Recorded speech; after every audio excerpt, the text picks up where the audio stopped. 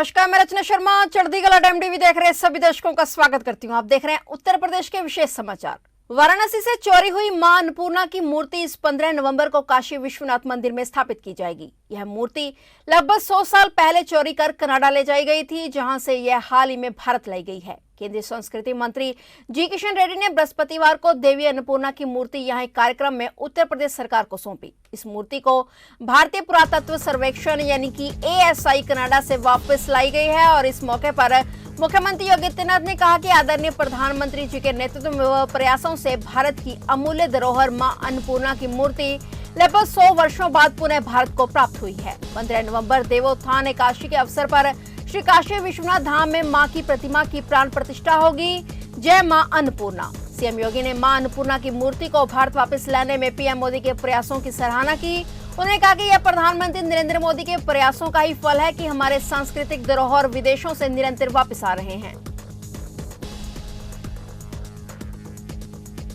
उत्तर प्रदेश के 27 मेडिकल कॉलेजों में टेलीमेडिसिन की सुविधा शुरू की जाएगी। इसका नोडल सेंटर SGPGI बनेगा। इस संबंध में चिकित्सा शिक्षा महानिदेशालय ने SGPGI को प्रस्ताव भेजा है। इसे जरूरत पड़ने पर मरीजों के उपचार में SGPGI के विशेषज्ञ परामर्श दे सकेंगे। साथ ही डॉक्टरों, नर्सिंग स्टाफ, पैरामेडिकल स्टाफ को प्रशिक्षण भी दिया जाएगा। मेडिकल कॉलेजों में इलाज की गुणवत्ता बढ़ेगी। SGPGI में करीब 20 साल से टेलीमेडिसिन की सुविधा चल रही है और इससे कुछ जिला और सामुदायिक स्वास्थ्य केंद्र जोड़े गए हैं। विदेशों से आने वाले विशेषज्ञ भी यहां की टेलीमेडिसिन सुविधाओं को सीखकर अपने देश के अस्पतालों में इसे बढ़ावा दे रहे हैं। कोविड काल के दौरान टेलीमेडिसिन का दायरा बढ़ा और टेलीमेडिसिन के जरिए SGPKGMU के विशेषज्ञों ने विभिन्न मेडिकल कॉलेजों के इंटेंसिव केयर यूनिट का संचालन किया। कोविड खत्म होने के बाद भी प्रदेश में 200 बेड का ICU SGPGI के टेलीमेडिसिन सेंटर से जोड़ा गया है। इसमें SGPGI के क्रिटिकल केयर विभाग के बेडों के अलावा BRD मेडिकल कॉलेज के 40 बेड और कानपुर, मेरठ, आगरा, झांसी, प्रयागराज के 20-20 बेड का संचालन किया जा रहा है।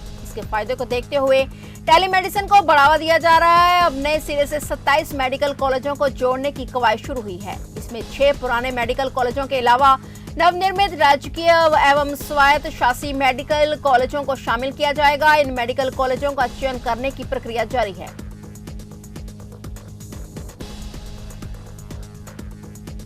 प्रधानमंत्री नरेंद्र मोदी 16 नवंबर को उत्तर प्रदेश में 340 किलोमीटर लंबे पूर्वांचल एक्सप्रेसवे का उद्घाटन करेंगे। यह एक्सप्रेसवे पूर्वी और पश्चिमी उत्तर प्रदेश को जोड़ेगा। करीब 42,000 करोड़ रुपए की लागत से निर्मित पूर्वांचल एक्सप्रेसवे लखनऊ के चांदसराय गांव से शुरू होता है। पूर्वांचल एक्सप्रेसवे लखनऊ, बाराबंकी, अमेठी, अयोध्या, सुल्तानपुर, अंबेडकर नगर, आजमगढ़, मऊ और गाजीपुर से होकर गुजरता है। अगले साल होने वाले विधानसभा चुनाव से ऐन पहले पूर्वांचल एक्सप्रेसवे का उद्घाटन काफी अहम माना जा रहा है।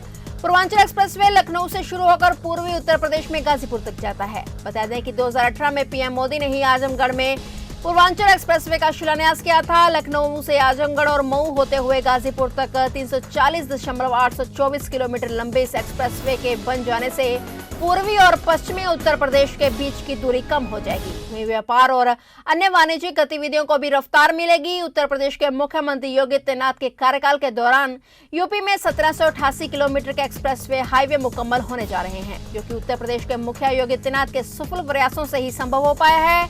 इसमें सबसे बड़ा हाईवे पूर्वांचल एक्सप्रेस, जो कि 2249 करोड़ की लागत से बन रहा है। इसकी लंबाई 341 किलोमीटर है और इसके साथ ही बुंदेलखंड एक्सप्रेसवे, जिसकी लंबाई 297 किलोमीटर है, यह 14,850 करोड़ की लागत से बनने वाला है। इसके अलावा 92 किलोमीटर की लंबाई वाला गोरखपुर एक्सप्रेसवे भी 5,870 करोड़ की लागत से बनने वाला है। वहीं चौथा एक्सप्रेसवे गंगा एक्सप्रेसवे, जिसकी लंबाई 594 किलोमीटर है, इसकी लागत 32,350 करोड़ है। मुख्यमंत्री योगी आदित्यनाथ जी के नेतृत्व में केवल उत्तर प्रदेश ही ऐसा प्रदेश है जहां एक्सप्रेसवे का जाल बिछाकर प्रदेश का चौमुखी विकास सुनिश्चित किया गया है।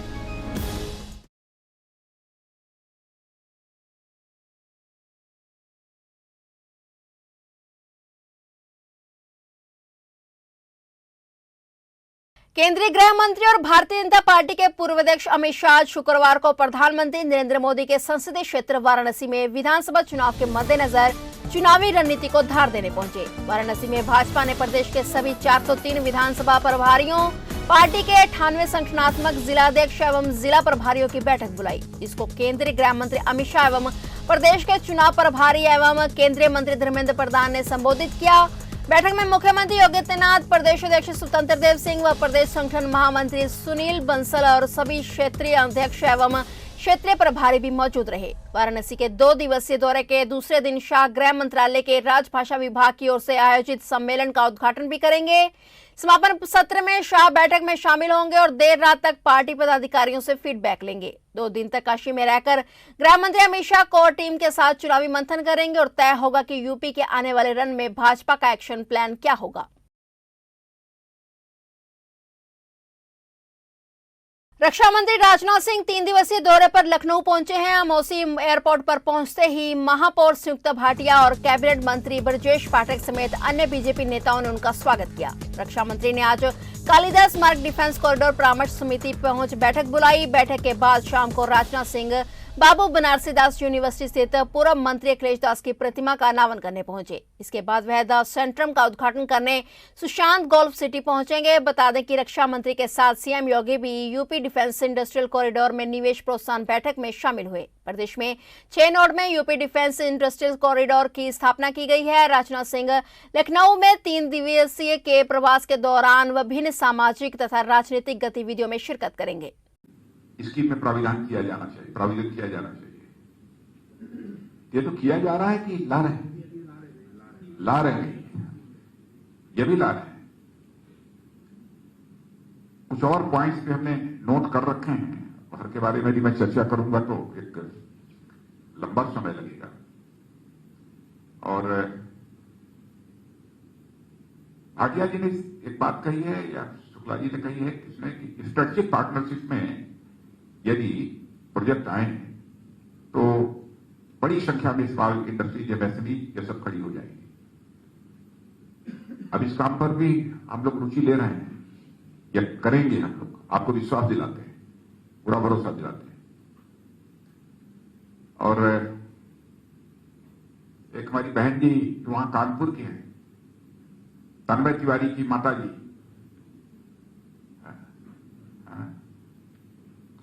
आपने कुछ बातें कही हैं। तो आपको कोई यदि मदद चाहिए तो कानपुर के रहने वाले हैं तो मैं कानपुर के डिस्ट्रिक्ट मजिस्ट्रेट को ही मैंने अपने प्राइवेट सेक्रेटरी के रूप में लिया है।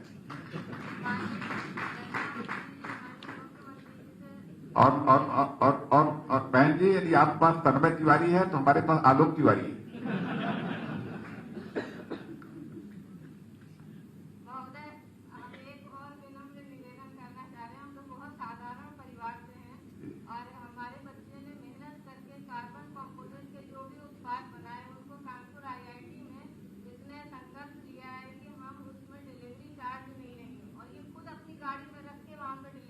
बहुत अच्छी, बहुत अच्छी, बहुत अच्छी। हमारी बधाई है आप सबको, बहुत तन्मय, बहुत बहुत शुभकामनाएं। आप लोग आशीर्वाद दीजिए कि इसी तरह बढ़ते जाए। नहीं, पूरी मदद होगी बहन जी, पूरी मदद होगी। इनकी उम्र अभी 22 वर्ष है। और कनेक्टिविटी से लेकर रिसोर्सेज तक और एनवायरमेंट तक हम सब कुछ आपको उपलब्ध कराने की अपनी तरफ से भरपूर कोशिश कर रहे हैं। मैंने उत्तर प्रदेश सरकार ये कर रही है। मैं केवल रक्षा मंत्री के रूप में नहीं बोल रहा हूं, मैं उत्तर प्रदेश का रहने वाला हूं। हमारे मुख्यमंत्री जी हैं, यहां पर बैठे हैं, तो मैं जानता हूं क्या क्या कर रहे हैं। और उत्तर प्रदेश डिफेंस कॉरिडोर के 6 नोड्स के संबंध में उन्होंने जानकारी दी है आपको कि सभी एरिया आपको वेल कनेक्टेड, रिसोर्सेज की पूरी अवेलेबिलिटी और इंडस्ट्रियल एनवायरमेंट वाले मिलेंगे।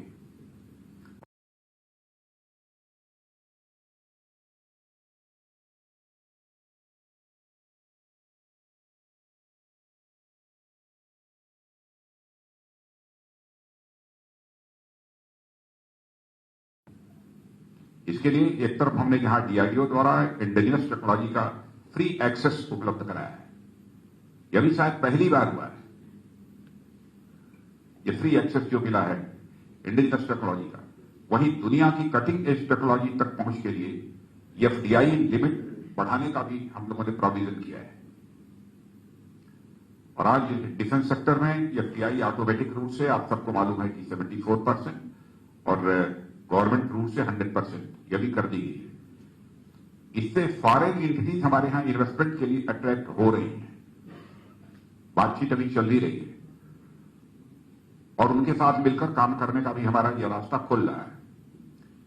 इसके साथ ही सरकार ने ग्लोबल जायंट्स से ऐसे कॉन्ट्रैक्ट्स किए हैं जिनसे एक और हमारी ऑपरेशनल कैपेसिटी और कैपेबिलिटी में भी बढ़ोतरी होगी, वहीं दूसरी ओर उन प्लेटफॉर्म में से अधिकांश प्लेटफॉर्म्स की मैन्युफैक्चरिंग इंडियन इंडस्ट्रीज के साथ टाई अप करके हमारे देश में ही होगी और आने वाले समय में इस प्रक्रिया से भी हमारी इंडस्ट्रीज को टेक्नोलॉजी और वर्ल्ड क्लास मैन्युफैक्चरिंग स्किल्स मिलने में भी मैं समझता हूं कि सुविधा हो। उत्तर प्रदेश में अन्नदाता को अनुदान पर कृषि यंत्र मिलने की प्रक्रिया आज शुक्रवार से शुरू हो गई है। कृषि विभाग के पोर्टल पर किसान ऑनलाइन बुकिंग करवा सकते हैं। 9 मंडलों के इच्छुक किसान 18 नवंबर तक पहले आओ पहले पाओ के तहत आवेदन करेंगे। मंडलवार तारीखें घोषित कर दी गई हैं। ज्ञात हो कि कृषि यंत्रों की बुकिंग अक्टूबर माह में ही पूरी होनी थी, लेकिन पोर्टल हैक होने से प्रक्रिया स्थगित कर दी गई थी।